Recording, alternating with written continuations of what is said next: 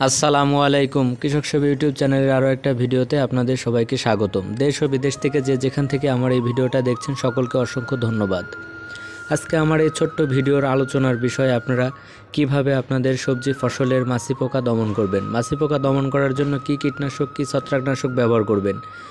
মাছি পোকার সাথে সাথে আপনাদের কাছে দেখবেন অনেক সময় ছত্রাকের আক্রমণে গাছের পাতা কুঁকড়ে যাচ্ছে। তো সের জন্য আমি প্রথমে যে ওষুধটা নিয়েছি সেটা হলো কক্সি, এবং তারপরে যেটা নিয়েছি দামদামা, এটা একটা কীটনাশক। আর এর সঙ্গে নিয়েছি অ্যাসাটাফ 75 এসপি অ্যাসিফেট গ্রুপের একটা কীটনাশক। এই তিনটা ওষুধ একসঙ্গে আমরা ব্যবহার করব এই মাছি পোকা দমনের ক্ষেত্রে।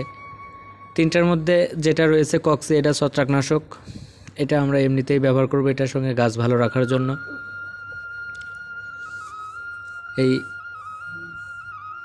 এর মধ্যে যে কীটনাশকটা রয়েছে দামদামা, এই দামদামা আমরা 16 লিটার ড্রামে 1 কাক দেব।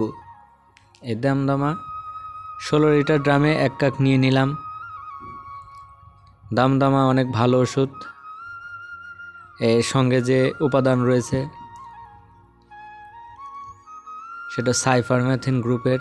আর এর সঙ্গে নিয়ে নিচ্ছি অ্যাসাটাফ। এই অ্যাসাটাফ আপনারা প্রতি ড্রামে 10 থেকে 15 গ্রাম দেবেন। প্রতি 16 লিটার ড্রামে 10 থেকে 15 গ্রাম ব্যবহার করবেন অ্যাসাটাপ। এই অ্যাসাটাপ অনেক ভালো কাজ করে মাছি পোকার জন্য। এটা একটি স্পর্শক জাতীয় ওষুধ। আর এর সঙ্গে আরেকটা যে ওষুধ ছত্রাকনাশক সেটা হলো কক্সি।